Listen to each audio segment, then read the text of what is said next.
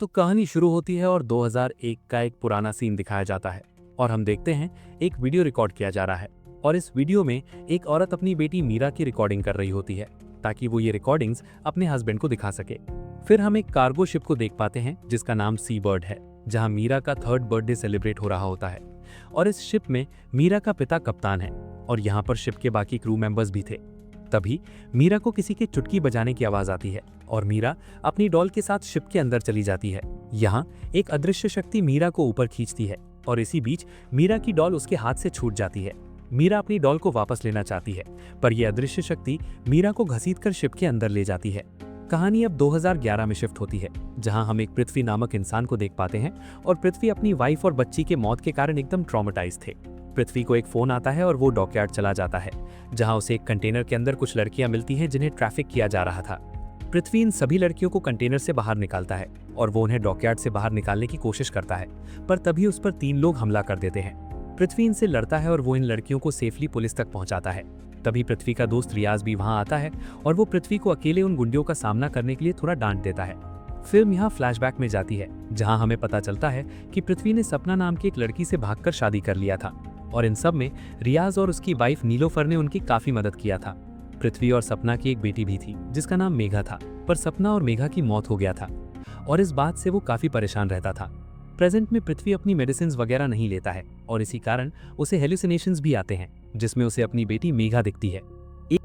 एक रात बीच पर वही 11 साल पुराना सीबर्ड नाम की शिप आ पहुंचती है जिसमें कोई क्रू नहीं था और अगली सुबह पृथ्वी, रियाज और उनके बॉस इस न्यूज को देखकर काफी चिंतित हो जाते हैं। ये शिप इंटरनेशनल सी बॉर्डर को क्रॉस करके आई थी और इस शिप को जल्द से बीच पर से हटाना पड़ेगा। उसी रात सी बर्ड पर एक कपल जाते हैं थोड़ा सा एंजॉय करने के लिए, जहां पहली बार हम शिप के अंदर एक लड़की को देखते हैं। ये लड़की भूत जैसी दिख रही थी और वो उस कपल को शिप के रूम्स में खींच लेती है जहां शायद वो उस कपल को मार डालती है। अगली सुबह पृथ्वी, जो कि एक सर्वेइंग ऑफिसर होता है, वो शिप के ऊपर जाता है और शिप की जांच पड़ताल करता है ताकि शिप को बीच पर से बाहर निकाल सके।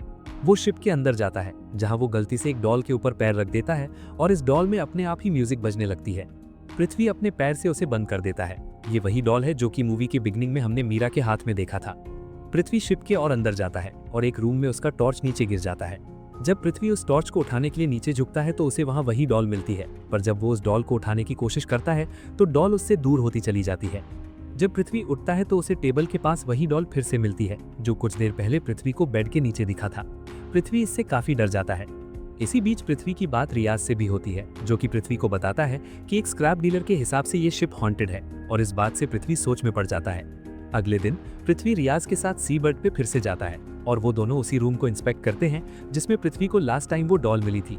यहाँ उन्हें कोई डॉल तो नहीं दिखती, पर पृथ्वी को उसी रूम के एक कबोर्ड में कुछ वीडियो फुटेज मिलता है जिसे वो अपने साथ ले जाता है। सी बर्ड से वापस निकलते वक्त पृथ्वी को किसी के चुटकी बजाने की आवाज आती है और वो उस आवाज का पीछा करते करते शिप के अंदर चला जाता है। शिप में एक डोर अपने आप ही खुल जाता है और पृथ्वी देखता है कि ये कमरा एकदम नई कंडीशन में था। पृथ्वी इस रूम की कुछ पिक्चर्स खींचता है और अचानक उसे वहां एक आदमी दिखता है जो कि उस रूम से भागते हुए शिप से समुद्र में कूद जाता है। लेकिन जब पृथ्वी नीचे देखता है तो उसे वहां कोई नहीं दिखता।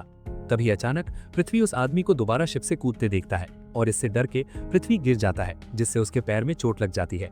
अगले सीन में हम पृथ्वी को रियाज के घर पे देखते हैं जहां पृथ्वी रियाज को उस रूम की पिक्चर्स दिखाने के लिए अपना फोन खोलता है, लेकिन फोन की पिक्चर्स में वो रूम एकदम खंडहर जैसा दिख रहा था।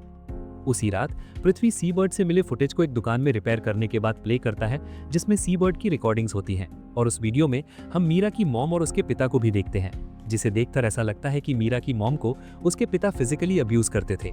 इतना ही नहीं, वीडियो रिकॉर्डिंग्स में ऐसा लगता है कि सी बर्ड में पहले स्मगलिंग वगैरह का काम भी किया जाता था जिसके बारे में मीरा की मॉम को पता चल गया था।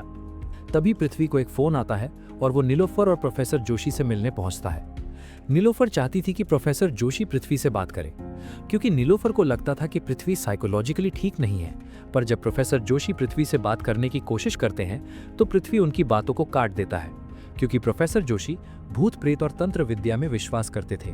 तो अगली सुबह बीच में 2 लड़कों को एक बॉडी मिलती है जो कि उस लड़के की ही थी जो कुछ रात पहले सी बर्ड पे अपनी गर्लफ्रेंड के साथ गया था।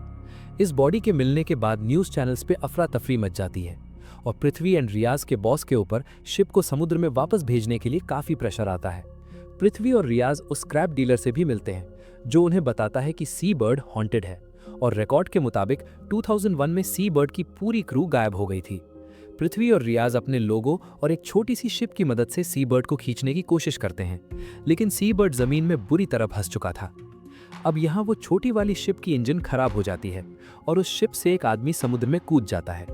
पृथ्वी उस आदमी को बचाने के लिए समुद्र में चला जाता है और उस आदमी को बचाते हुए पृथ्वी को सी बर्ड के अंदर एक लड़की दिखती है।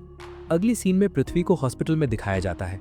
वो उस लड़की के बारे में रियाज से पूछता है, पर रियाज का कहना था कि वहाँ कोई लड़की नहीं थी। उसी रात पृथ्वी को फिर से नाइटमेयर्स आते हैं और हमें पता चलता है कि उसकी पत्नी सपना और मेघा की मौत रिवर राफ्टिंग के दौरान हो गई थी, जिसकी वजह से पृथ्वी हमेशा गिल्टी फील करता था। पृथ्वी को हैलुसिनेशंस भी आते थे, जिनमें सपना और मेघा पृथ्वी को उनके मौत का जिम्मेदार ठहराते थे। पृथ्वी फिर से सी बर्ड पे जाता है और वहां से वो एक कुल्हाड़ी लेता है। उसे वहां किसी की चुटकी बजाने की आवाज सुनाई देती है। उसे लगता है कोई तो है वहां पे। पृथ्वी उस अदृश्य शक्ति से कहता है कि वो उसकी मदद करना चाहता है और वो आवाज का पीछा करने लगता है। उसे वहां एक बंद दरवाजा दिखता है, जिसका लॉक तोड़ के वो अंदर चला जाता है। पृथ्वी सीढ़ी से नीचे जाने की कोशिश करता है और सीढ़ी टूट के नीचे गिर जाता है और वो किसी तरह से वहां लटक जाता है। फिर पृथ्वी को वो भूत लड़की दीवारों पर चलते हुए दिखती है और वो लड़की पृथ्वी पर हमला कर देती है और वो रेलिंग से नीचे गिर जाता है। रियाज भी पृथ्वी को उसके घर पे ढूंढ रहा होता है, पर पृथ्वी कहीं नहीं मिलता। जब पृथ्वी को होश आता है तो वो सी बर्ड से बाहर निकलने के लिए बेचैन होता है और वो चुपके वहां से निकलने की कोशिश करता है। जाते हुए उसे वहां एक कैमरा भी मिलता है। फिर वो किसी तरह से ऊपर आ जाता है और बाहर निकलने ही वाला था, तभी वो भूत लड़की वहां आ जाती है। वो अपनी शक्ति से आसपास की चीजों को उठा लेती है और उससे पृथ्वी पे हमला कर देती है। तभी वहां रियाज आके दरवाजा खोल देता है और पृथ्वी बच जाता है। भूत लड़की गुस्सा हो जाती है और जोरों से चिल्लाने लगती है और दोनों दोस्त बाहर निकल जाते हैं और सी बर्ड से समुद्र में कूदकर जान बचा के भाग जाते हैं। वहां से निकलने के बाद पृथ्वी सी बर्ड से मिले टेप को बार बार देखता है और उसमें उसे मीरा दिखती है। इसके अलावा पृथ्वी को बाथरूम के मिरर में वो भूत लड़की दिखने लगती है और इससे पृथ्वी को उस लड़की की याद आती है जिसे उसने सी बर्ड के अंदर देखा था। इसके बाद पृथ्वी फिर से उस वीडियो टेप को प्ले करता है, जिसमें वो देखता है कि मीरा के बर्थडे में शामिल सी बर्ड शिप की पूरी क्रू समुद्र में कूद गया था। ये सब देखने के बाद पृथ्वी, रियाज, प्रोफेसर जोशी और नीलोफर को बताता है कि मीरा अब भी जिंदा है और वो शिप में ही है। पृथ्वी का मानना था कि मीरा को किसी ने पजेस कर लिया है और इसी वजह से वो जिंदा है, क्योंकि मरे हुए लोग एज नहीं करते। 2001 में मीरा 3 साल की थी और अब जिस लड़की को रियाज और पृथ्वी ने सी बर्ड पे देखा था वो एक टीनेजर थी। तो यहाँ से पृथ्वी सी बर्ड की हिस्ट्री को रिसर्च करने में लग जाता है। पृथ्वी सी बर्ड के 2001 के क्रू मेंबर्स के फैमिली को फोन लगाता है, पर उसे उनसे कोई इन्फॉर्मेशन नहीं मिलती। फिर वो सी बर्ड से मिले टेप को प्ले करता है।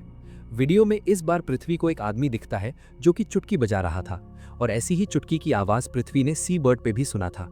पृथ्वी जाके प्रोफेसर जोशी को इस आदमी के बारे में बताता है और पृथ्वी का कहना था कि ये आदमी का घोस्ट ही मीरा को पजेस करके रखा हुआ है। प्रोफेसर जोशी का कहना था कि वो घोस्ट पृथ्वी से कुछ करवाना चाहता है और इसीलिए उस घोस्ट ने पृथ्वी को अब तक नहीं मारा है। तभी वहां रियाज आता है, जिसे सी बर्ड के पुराने क्रू मेंबर्स के बारे में कुछ पता चल गया था। रियाज का कहना था कि ओमान से मिले एक रिकॉर्ड के हिसाब से 1998 में सी बर्ड पे जो क्रू थी वही सेम क्रू 2001 में भी थी, लेकिन 2001 में एक एक्स्ट्रा क्रू मेंबर था जिसका नाम वंदना था। रियाज वंदना की एक फोटो भी लाया था जो उसे रिसर्च के दौरान मिली थी और ये औरत और कोई नहीं बल्कि मीरा की मॉम थी। पृथ्वी और प्रोफेसर जोशी उस चर्च में जाते हैं जिसके सामने वंदना की फोटो खींची गई थी और वहां उन्हें वंदना जिंदा मिलती है। सब लोग हैरान थे, इनको लगा था कि वंदना भी उस शिप पर मर गई थी।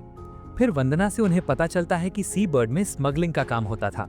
ये बात वंदना को पता थी, पर वंदना के हस्बैंड जो कि सी बर्ड के कैप्टन थे वो वंदना को फिजिकली अब्यूज करते थे। एक रात वंदना आत्महत्या करने वाली थी, पर उसे अमर नाम का एक क्रू मेंबर बचा लेता है। अमर वही आदमी था जिसे पृथ्वी ने सी बर्ड की वीडियो टेप में चुटकी बजाते हुए देखा था। इसके बाद वंदना और अमर शिप पे ही छुप छुप कर मिलने लगे थे और वो शिप के स्मगलिंग के बारे में रिकॉर्ड करने लगे ताकि उसे लेकर वो दोनों शिप से भाग सकें। वंदना पृथ्वी को ये भी बताती है कि कैप्टन स्मगलिंग का सामान एक सीक्रेट रूम में रखवाता था जिसकी सिक्योरिटी बहुत टाइट थी और बाहर का कोई भी इंसान उस रूम के बारे में नहीं जानता था। इसी वजह से सी बर्ड के क्रू स्मगलिंग के लिए पकड़े जाने पर भी 1998 में छूट गए थे, क्योंकि किसी को स्मगलिंग का सामान मिला ही नहीं था। इसके अलावा अगर कोई स्मगलिंग के बारे में बताने की कोशिश करता था तो कैप्टन उसे मरवा देते थे। पर एक रात अमर फिर से रिकॉर्ड करने चला गया और तभी कैप्टन ने उसे पकड़ लिया था। अमर को बहुत टॉर्चर किया गया क्योंकि उसने रिकॉर्डिंग्स को शिप में छुपा दिया था।